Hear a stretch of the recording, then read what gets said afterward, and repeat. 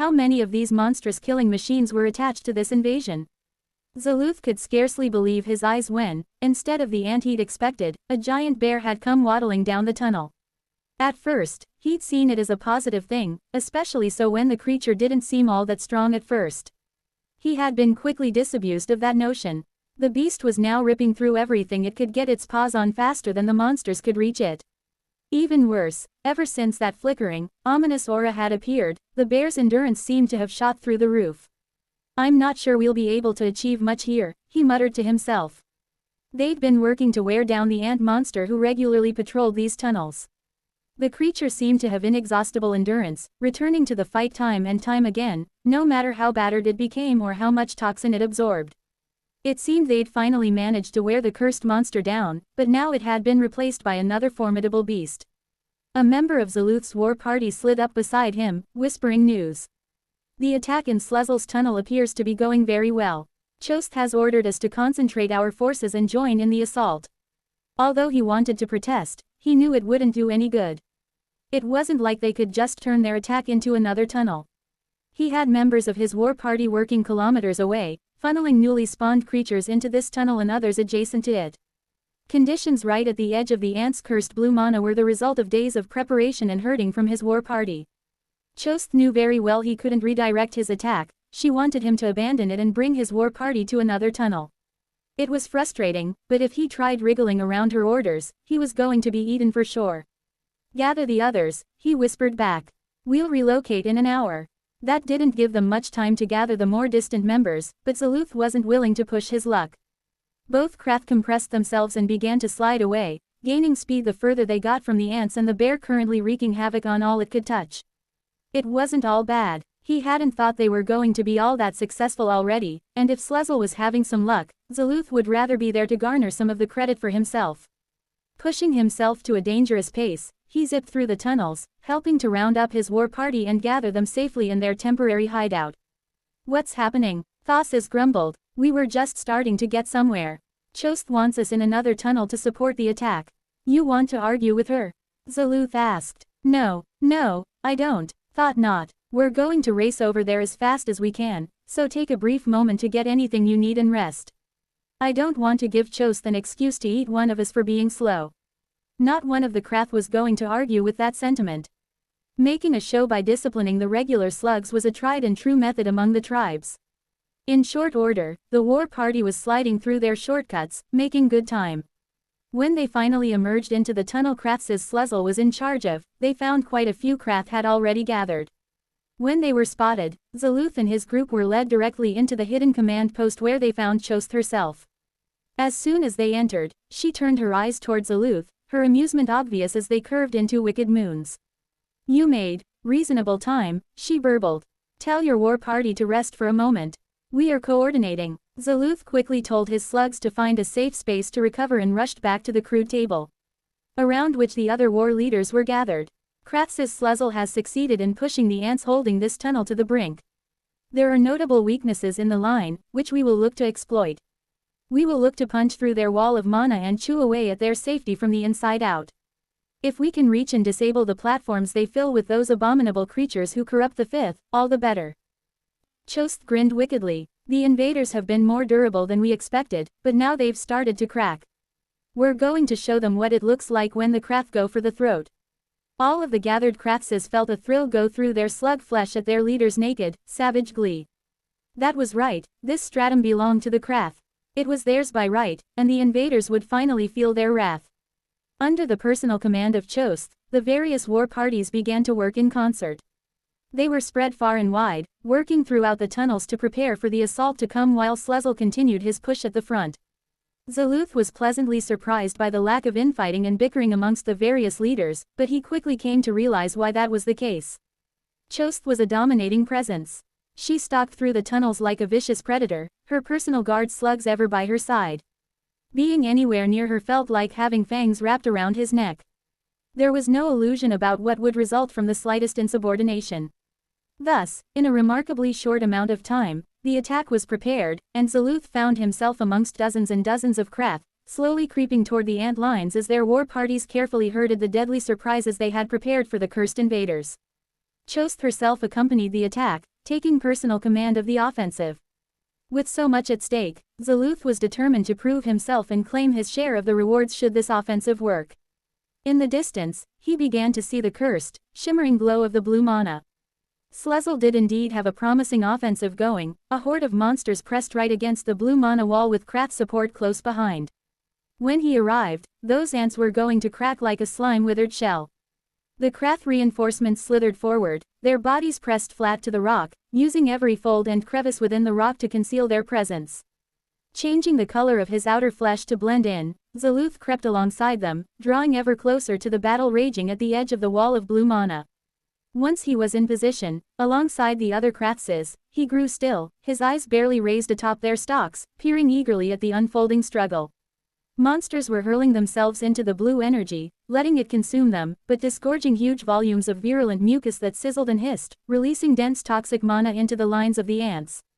The normally iron straight, disciplined lines of the ants were broken in several places as pools of sludge slowly dissolved beside them. The non-monstrous invaders had been drawn back, likely so they could sacrifice the ants if things went poorly, ensuring their own escape. Zaluth was determined they wouldn't escape him. Not only would they drag ants away to the pools, but humans, Golgari and folk as well. Everyone would pay for daring to try and take that which rightfully belonged to the tribes. He was hungry. No, he was more than hungry, he was starving. But what he wanted was not sustenance. No, he hungered for suffering, the suffering of the invaders. He wanted it so badly his mouth watered and the acid flowing through his flesh boiled from the strength of his desire. So it was that Zaluth, and all the other Krath gathered with him, waited with almost unbearable anticipation as the pressure continued to mount. Sluzzle led his attack from the front, or as close to the front as was reasonable. A significant pool of mucus had been built up close to the blue mana zone, and the Krath continued to push it forward and add to it. Whenever it touched the barrier, it sizzled and hissed, releasing its corrupt energy and draining away the blue mana, but it never lasted long. To actually break through, they would need much more. Which was exactly what Chost was about to deliver. The fighting at the front was already intense. Yet it was only a shadow of what was soon to come. It started with a rumble, a vibration that Zaluth could detect through the rock beneath his foot. The monsters were coming. Judging by the frenzied reaction amongst the ants, they could also tell, but it was too late. Far too late. Zaluth watched eagerly, waiting for the signal. It didn't take long for Chost to reveal herself, rising from her position in the center of the ceiling. Goo goo goo goo goo goo goo. She laughed, uproarious and savage, her laughter reverberating through the tunnel. As one, the Krath rose from their hiding places and unleashed their magic.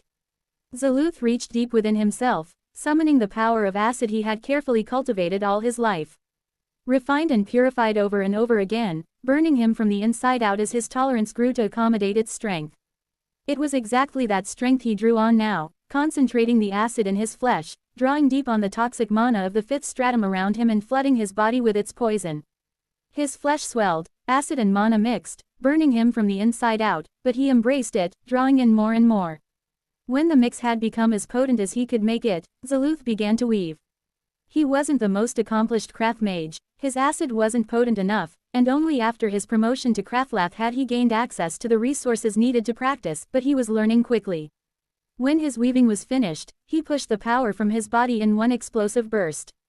A ball of dense mana formed in front of his face, swelling with the energy he expelled. When he was done, it blasted away from him, spraying a deadly rain of toxin in all directions. Dozens of Krath performed similar works of magic, unleashing their most potent techniques, sending their spells flying toward the wall of blue mana in front of them. Of course, nothing they produced compared to what Chost unleashed. From her open mouth, a seemingly endless stream of lurid yellow slime poured, falling from the roof down the floor where it pooled, bubbling ominously. On and on she poured out more and more power, her acid so powerful the sizzling stink of it soon overwhelmed the entire tunnel. The larger the pool grew, the more it frothed and hissed. Zaluth's own magic had already penetrated the blue mana, clashing with the foreign energy as the constant spray of acid from the central ball was dissolved by the blue energy when Chost ceased the stream of sludge. Even though she'd stopped, the now enormous pile of goop continued to grow. In fact, it grew even faster than before, spreading wide across the tunnel. Once it had reached a critical mass, the sludge rose suddenly, climbing 10 meters high across a 100-meter wide span, then launched itself forward, a wave of dense slime that rolled over the tunnel floor, seemingly uncaring of anything that was in its way. Reacting quickly, the ants withdrew before it reached them, but they couldn't prevent all the damage. The sludge rolled right into the middle of the blue wall, and punched a hole straight through it.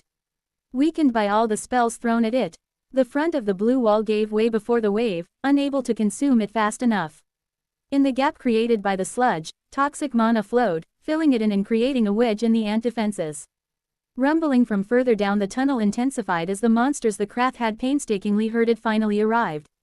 Like maddened beasts, they charged directly into the weak point Chost had created. Grinning widely, Zaluth and all his fellow Krath moved forward into the widening breach. There would be prisoners aplenty soon enough. He couldn't wait. A horde of monsters crashed into the ant lines, who were already engaged in a fighting retreat. The blue mana continued to be blown back by the concentrated power the Krath had created. There was a way in. Finally, the invaders were on the run. Zaluth couldn't restrain a gurgling bellow of glee as he and his fellow Kraths charged forward, their war parties following in their wake. Many had net slimes stuck to their flesh, feeding off their acid, ready to be plucked loose and thrown at their targets, and there were so many targets. To slide past the outer defenses of the invaders was an almost surreal feeling, and to see the ant lines crumble was intoxicating, causing his flesh to sizzle fiercely. "Go forward," he roared. "Poison and torment, meat for the pits, feast on their bones." The savage cries of the Krath rang out through the tunnel as they followed behind the charge of their herded monsters. Despite their savage glee, they were still members of the tribes, and maintained their cunning. Why would they risk battling at the head of the column when they had pawns to do that work for them? Zaluth felt his internal acid bubbling and the heat of his rage rising to its pinnacle as he sought out targets for his nets. Who should he aim for first? Decisions, decisions. Before him, the chaos of the battlefield unfolded. The ants maintained their disciplined lines, holding off the horde of savage monsters, but were constantly falling back as the field of blue mana shrank. There were weaknesses everywhere, and even the non-ant combatants were becoming exposed. Zaluth compressed his body and zigzagged forward, eyes darting atop their stalks, trying to hunt his first prey. There, one of the strangely robed humans had charged to the front of the line, roaring and bellowing, bizarre attachments to the top of their hood flopping wildly. Zaluth's eyes curved wickedly as he pulled his first slime away with a wet, sucking noise. With his many, spindly arms, he began to swing it, building up momentum before he released it with unerring accuracy. The strange human was caught completely unawares, the net knocking them down to the ground with the force of the impact and immediately beginning to expand and cover them. Zaluth watched, bemused, as the human continued to bellow and roar, waving the short stump of one arm, right up until the net finally wrapped over their mouth. All along the width of the tunnel, the Krath pushed forward, seeking out vulnerable targets and letting loose their nets. The ants reacted aggressively, finding those who had been netted and dragging them deeper into the blue mana, letting the poisonous energy destroy the nets over time. Yet, in the chaos of the fighting, it wasn't possible to save them all. Zaluth unleashed several of his nets, each one finding a target, but most of them were found and dragged to safety. He didn't mind, he only needed to succeed once, and after watching carefully, he finally found one. Ironically, it was the first net he'd thrown. At first, the bizarre human had been moved to safety, but as the blue mana continued to be driven back, and the ant lines continued to withdraw, once again the human was at the very edge of the mana. And, now, it was completely enveloped by Zaluth's still living slime. The Krath spat out a wad of sticky goop, molded it in his claws, then flung it forward. It unspooled into a line, latching onto the slime with an unbreakable bond, then Zaluth began to wind back his prize. Unnoticed, he dragged the netted human behind a rock and ensured the seal of the slime was tight and unbroken. If it was penetrated by toxic mana, the human would be dead long before he reached the pits, and that would be a waste. The cursed blobs, Chost roared. I see them. Zaluth raised his head to see the great Krathlath still attached to the roof of the tunnel, looking ahead as the blue wall pushed back further still. He raised his eye stalks high and indeed, he could see what she saw. In the distance, a glowing platform, covered in the awful, defiling blue monsters who fed on the natural energy of the fifth and pumped out poisonous filth sat, well within reach. Leave your captures, Chost ordered. Destroy the filth that taints our land. The opportunity to strike such a dire blow to the invaders was a great one, but Zaluth felt his natural Krath-born caution stir in warning. Was it really safe to push so deep into the enemy fortress? The platform was still hundreds of meters away, and the breach was far from going that deep. In fact, the blue mana seemed to be recovering, pushing back against the hole the Krath had blown into it. Yet, there was a chance. The wave of monsters the Krath had unleashed was yet to exhaust itself, and if the Kraths drove their warriors forward, then the breach could be further widened. Destroying those platforms was the best and fastest way to stop this invasion in its tracks. Pushing his reluctance aside, Zaluth ordered his warriors forward. The Krath left their captives behind, safely secured within their living nets, and swarmed onward. The mass of monsters they had driven into their attackers was starting to run out of momentum, yet there was life in it still. Zaluth watched carefully as he slid toward the defenders once more. Confident that the invaders were pressed and unable to strike back, more of his fellow Krath were taking risks, exposing themselves in ways they never would have normally. With a piercing clicking sound, he summoned his war party to him, waiting for them to gather before speaking. "Be careful as we advance," he warned them. "Something doesn't quite feel right."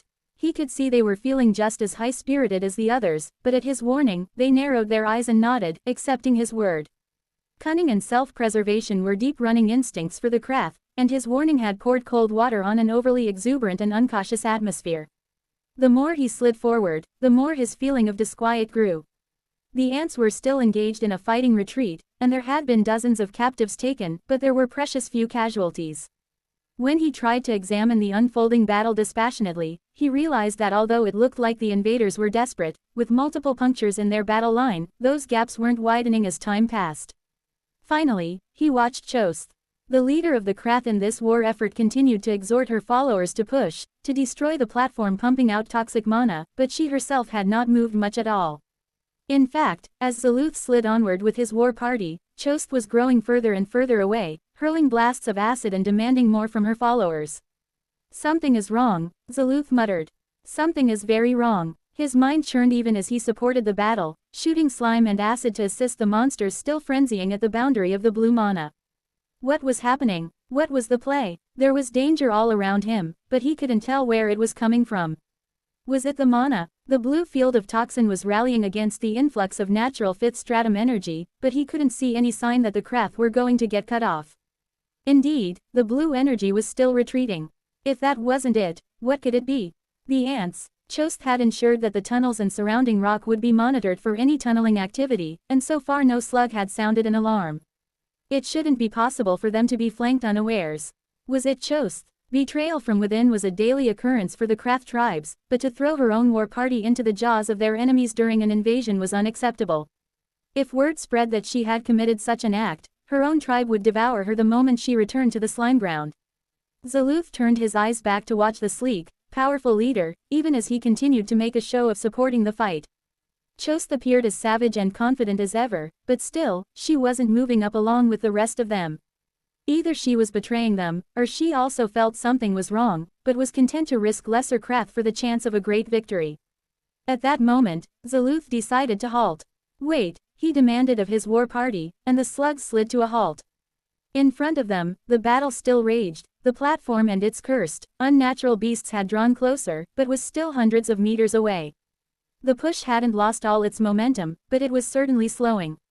They weren't going to make it. Zaluth saw a hint of movement, and both of his eyes snapped to it.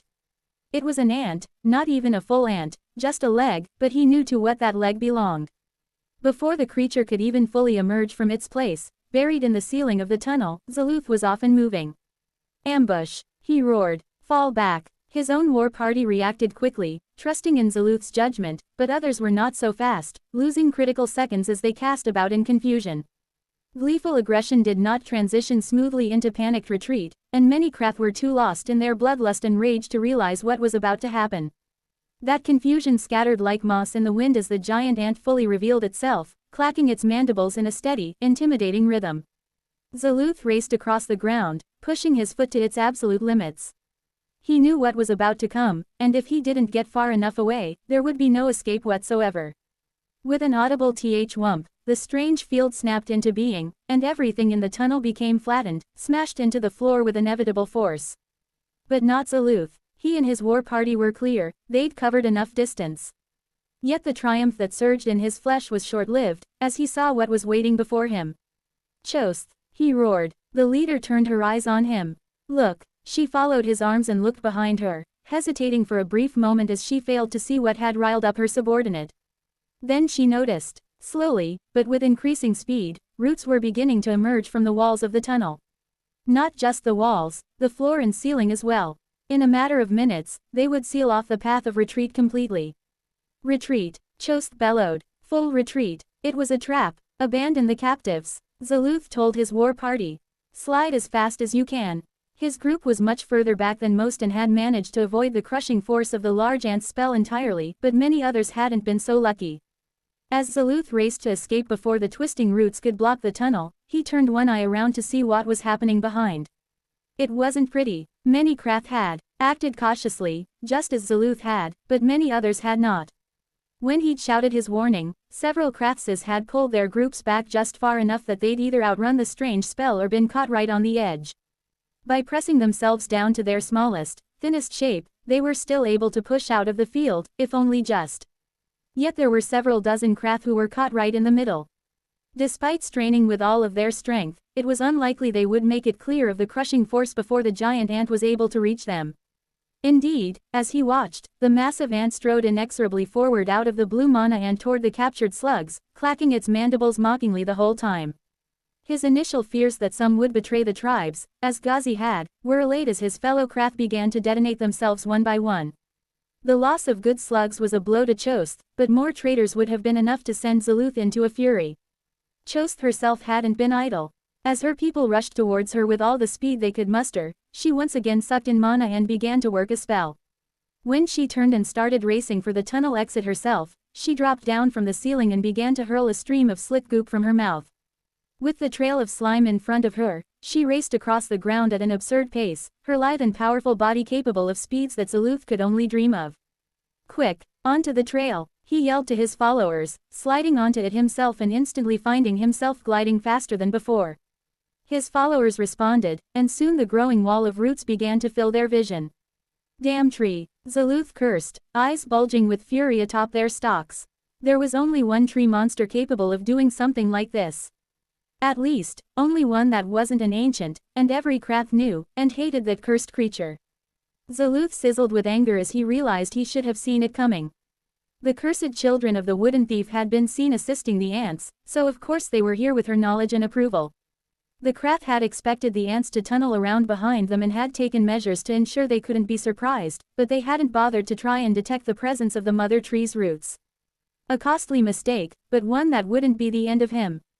He was going to make it out, no matter what.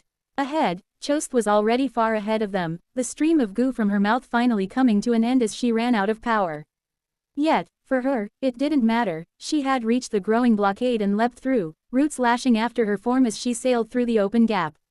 That gap was rapidly closing. Zaluth cast his eyes about frantically, looking for another way out. He pushed as hard as he could for the exit, but he could already tell it was going to be close.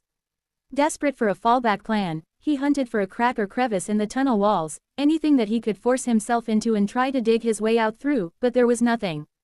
The ants had been busy, reforging the natural walls of the tunnel into reinforced stone, smooth and without blemish.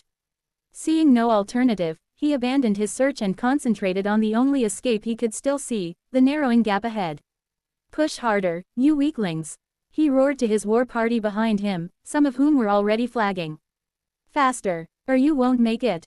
Despite the risk of slowing him down, Zaluth pulled in more mana and began to blend it with the acid inside him. Weaving a quick spell, he launched a glob of lurid, sizzling acid, splattering it over the roots, which immediately began to sizzle and burn. He grimaced at the expense. The acid stores within him had grown thin, and he didn't have enough for any more magic. What remained pulsed throughout his slug flesh, but lacked the vigor and heat he was accustomed to. It would be the work of many days to restore himself, but that was something he could worry about after he survived. As the wall of roots loomed larger and larger in his eyes, he pushed himself to the limits, his foot straining to eke out every bit of speed he was capable of. With a roar, he launched himself, compressing himself to lower the wind resistance as he sailed through the air. Roots scraped against his flesh, digging painful grooves along his foot, but Zaluth was through. The tunnel beyond was clear, Chost waiting a short distance away. The rest of Zaluth's war party followed soon after, and a small number of other groups made it through. More craft launched spells at the roots, trying to burn them away with acid and sludge, but it had little effect. As time passed, the roots grew thicker and thicker, adding layers as well as mass to the wall. Soon, it formed a solid barrier, and the craft trapped on the other side were left with no way out. Chote's flesh bubbled and popped with the strength of her fury as she beheld the small number of craft who had managed to escape.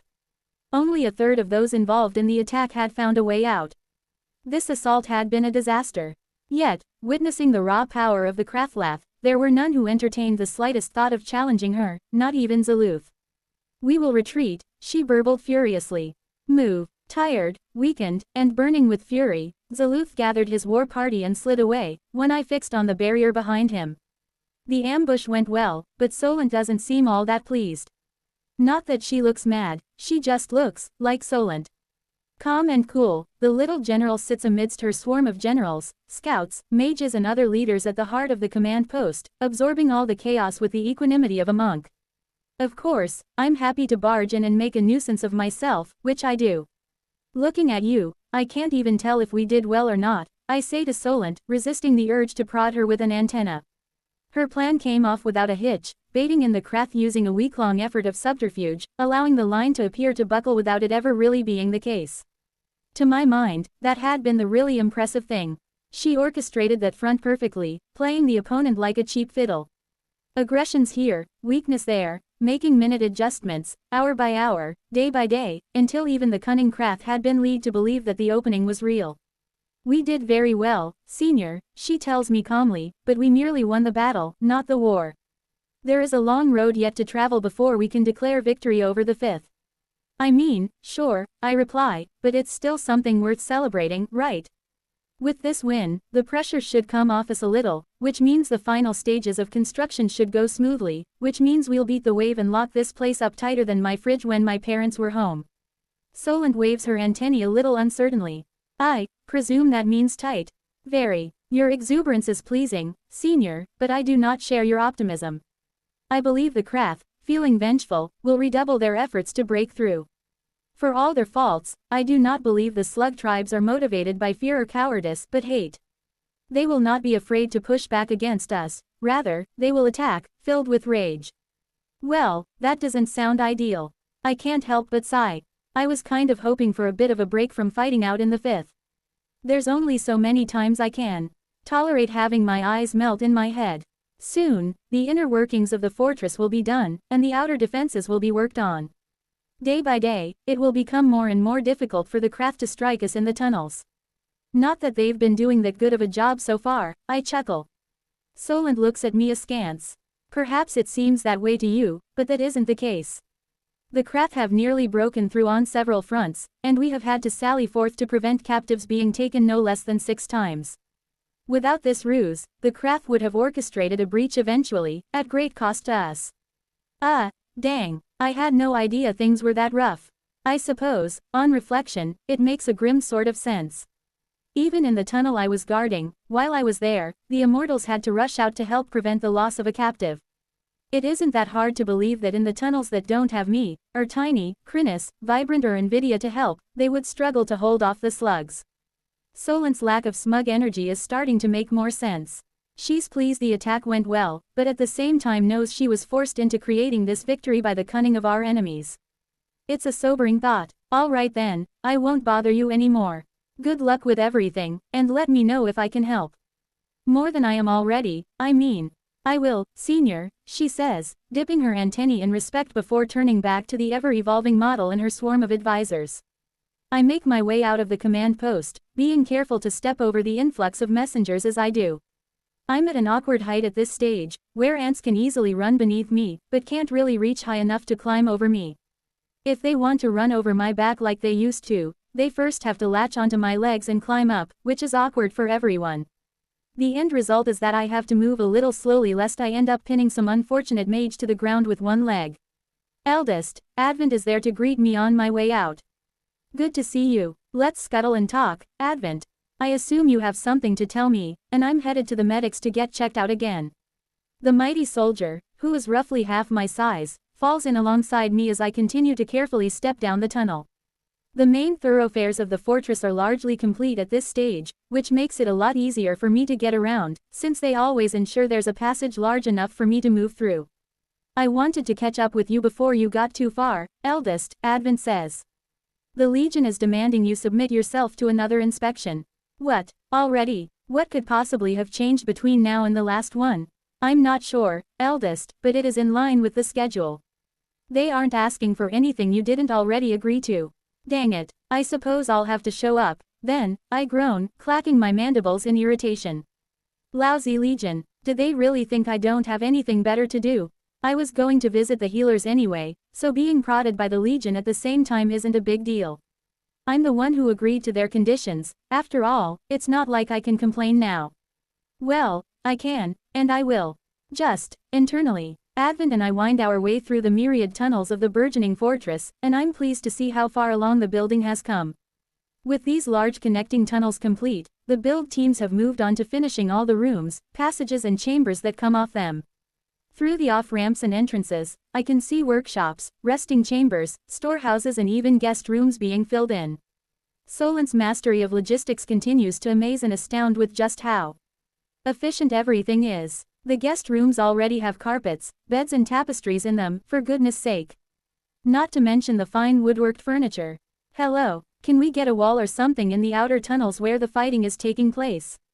As much as I want to protest, I know that Solent has arranged everything this way for a reason.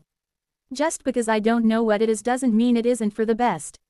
Most importantly, the network of channels that will be the lifeline of this base are now complete, and the final touches are being put onto the many woofer platforms dotted throughout the fortress.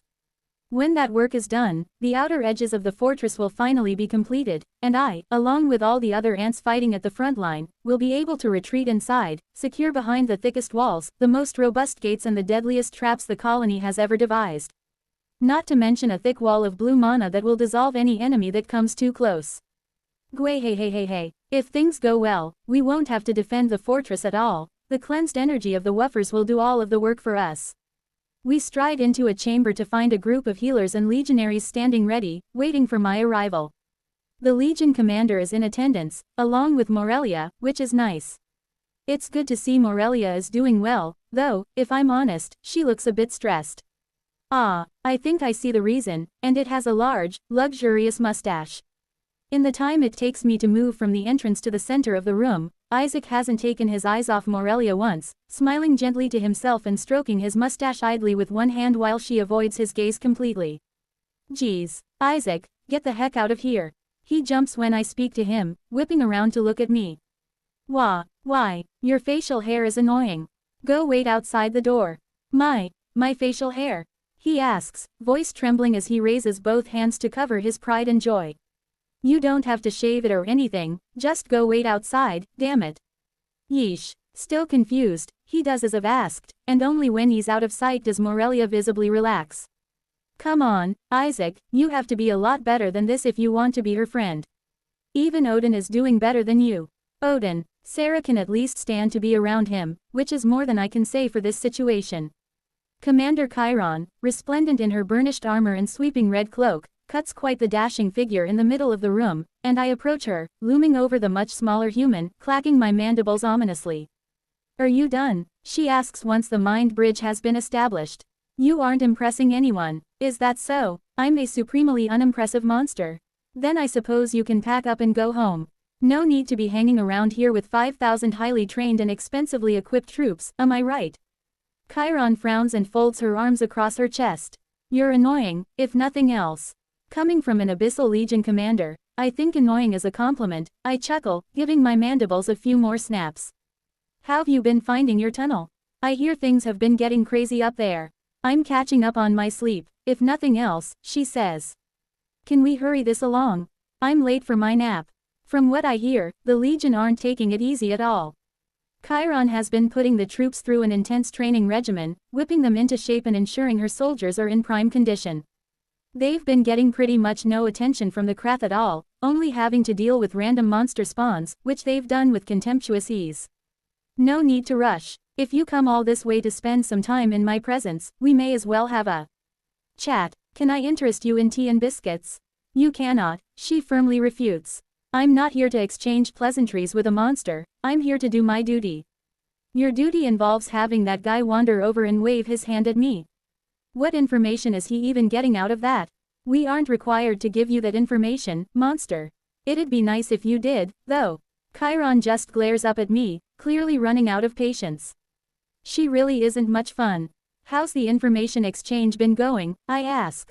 Given us anything really juicy yet?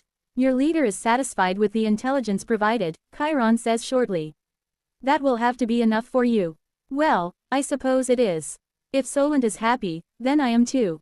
I wonder who we'll learn more from in the end. I wonder, settling down for their dungeon seer to examine me, you lot are the Krath we captured. The what? Chiron snaps, glaring up at me. I'm surprised by the intensity of her voice and turn my head towards her again. Then I think for a moment. I probably shouldn't have mentioned that. Nothing, just lies. All I do is lie, all the time, so many lies. Holy moly, there I go, lying again. Better get this inspection done with. I've got stuff to do. Smooth. I reach out an antenna and prod the dungeon seer, prompting him to move forward. He recoils from me and looks to Chiron for guidance, trying to avoid my repeated poke attempts. You've captured a Krath. That's impossible, she grinds out. Absolutely. That's the first clue that I was lying. Man, such lies. I really shouldn't lie so much. It's bad for the soul. Or something. Are we done here? Times like this, I'm glad I can't sweat. Chiron glares at me for a long moment before gesturing for the dungeon seer to approach me. As before, he holds out his hand for 10 seconds or so, then lowers it again. This time, I'm watching closely, and I see the quick look of surprise that flickers through his eyes. You're reading my level, I say. Why would that matter? Then I think for a moment. I shouldn't have said that out loud. Dang it. Commander Chiron of the Abyssal Legion stomped away from the meeting with the infuriating ant, her mind awhirl. Morelia hurried along in her superior's wake, wondering just what was bothering the woman so much. She didn't get any answers until they'd made their way back to their outpost. Without a word, the commander strode through the camp and into the command tent, taking off her helmet and sitting down with an irritated huff. Following into the tent were her two tribunes and the Legion dungeon seer, each with wary expressions on their faces as they wondered just what had put Chiron in such a poor mood. Report, she stated flatly, and the dungeon seer stepped forward. He was a man of middling age, with the short-cut hair and clean-shaven face expected of a legionary. Despite his class as a specialist form of mage, his frame was packed with lean muscle, as even mages in the Legion were not exempt from the hard physical training. Yes, Commander, he saluted. The inspection was carried out cleanly and without interference. It seems the ants don't know how to interfere with the process, or aren't trying.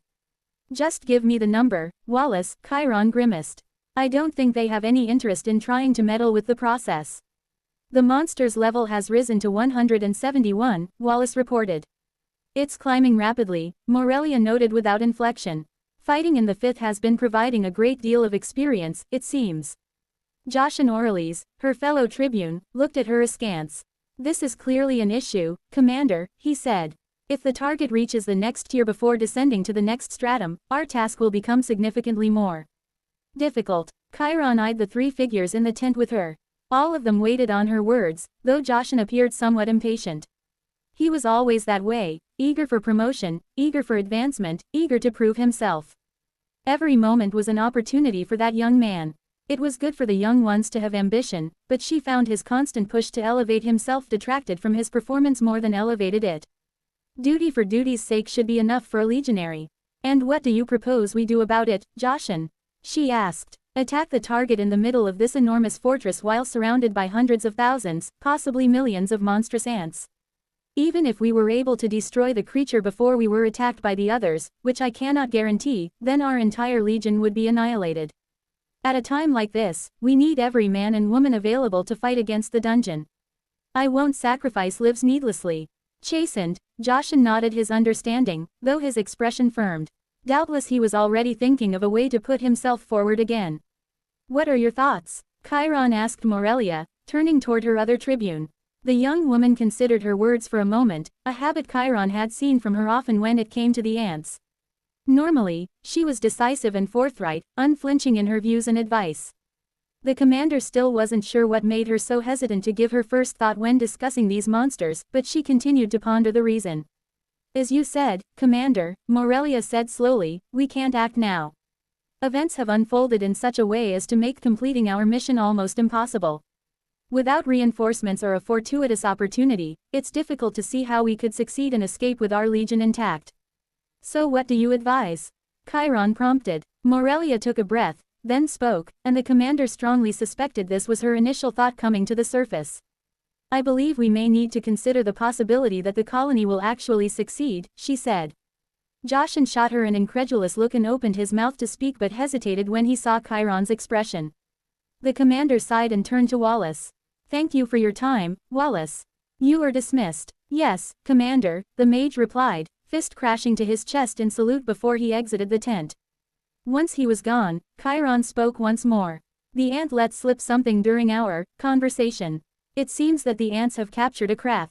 That's not possible, Joshin stated immediately. The Krath have never allowed themselves to be captured. Not in thousands of years. This was true. It was difficult to even see a Krath if they didn't want to be found. In all of their time in the Fifth, the Legion had fought with the Slug tribes many times, and had never taken a captive. In truth, the Legion hadn't really been trying. They much preferred annihilation over capture, a policy the Krath were happy to oblige. Do you think the ant was lying? Chiron turned to Morelia. Again, that slight hesitation. I doubt it. Anthony, that is to say, the target, is almost incapable of convincingly lying. It's more likely they let it slip unintentionally. You think the ants were trying to hide this information from us? Unlikely, Morelia shook her head. I think they just didn't think we needed to be told, since it doesn't concern us. Joshin looked incredulous. Do you really believe that they captured a Krath? The very idea is nonsense.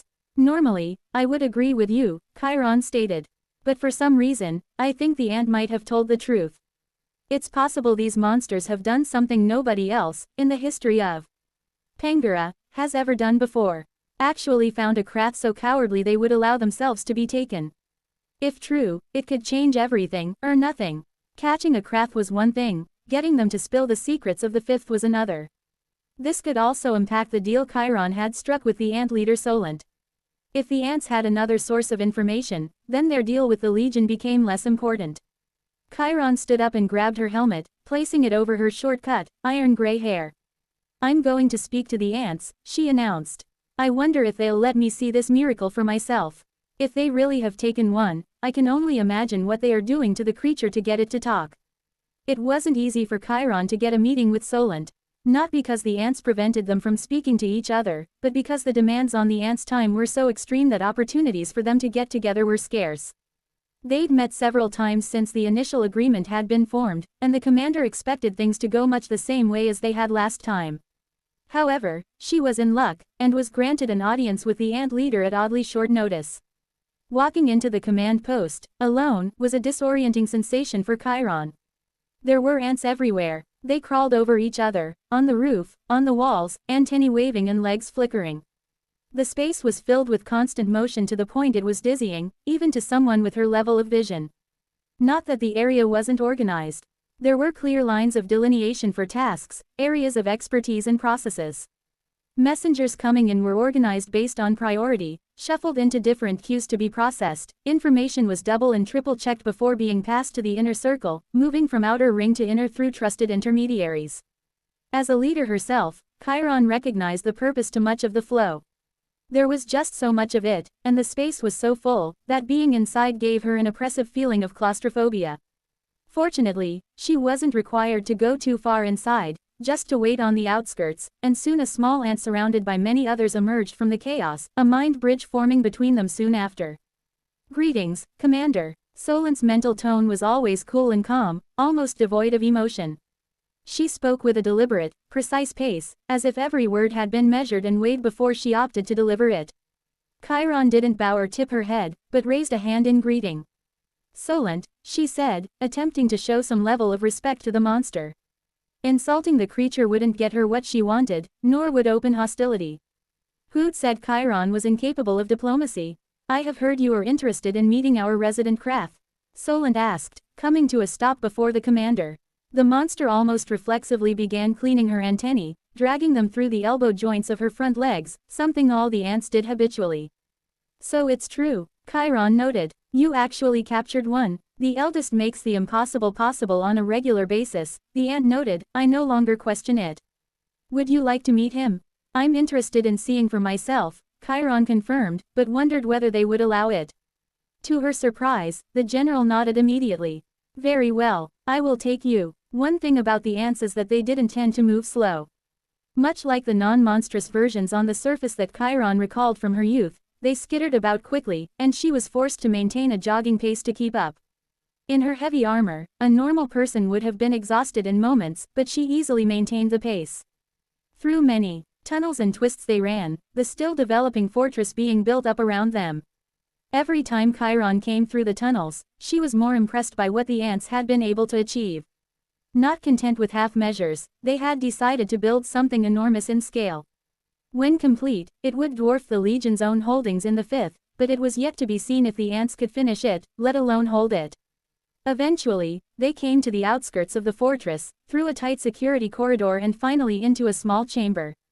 One entire wall was made of some form of glass that, for the moment, was opaque.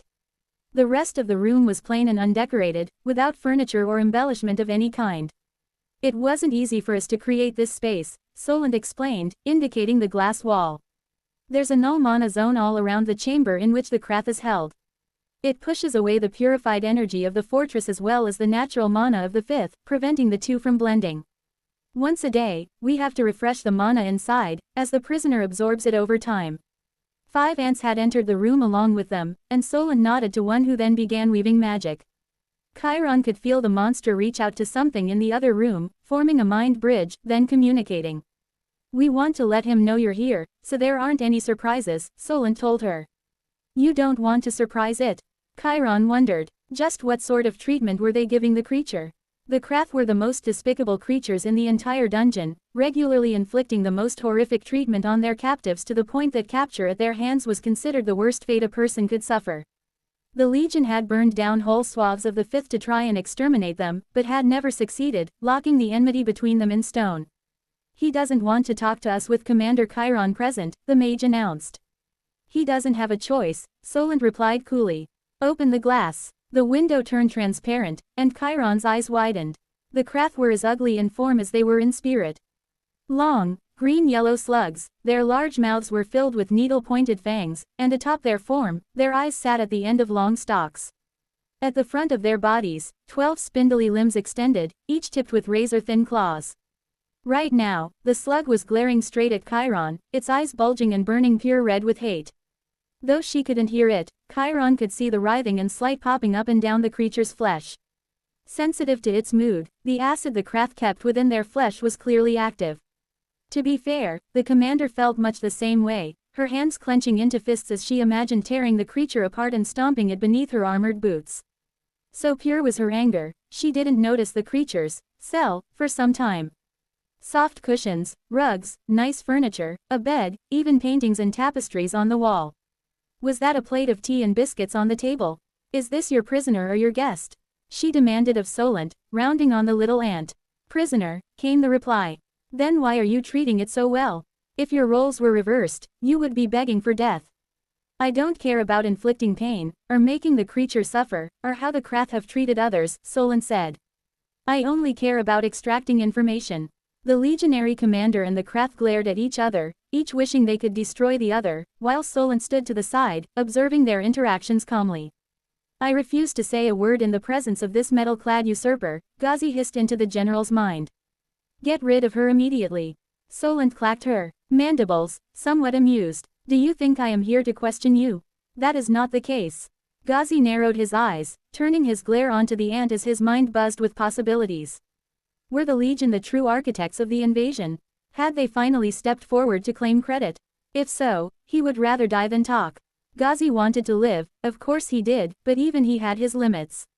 Spill the deepest secrets of the Krath to their most hated enemies. You may as well have him talk directly to the tree. He wouldn't do it. Chiron also turned her ire-filled gaze toward Solent. Do you really think if you treat a Krath nicely, they will reciprocate with kindness? They eat each other as a way to prune the weak.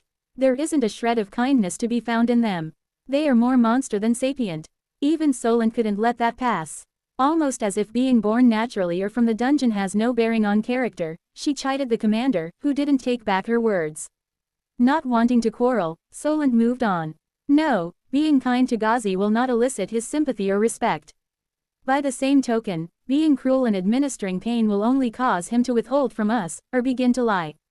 In order to persuade him to share, we have to give him something he values. Only then can we threaten to take it away.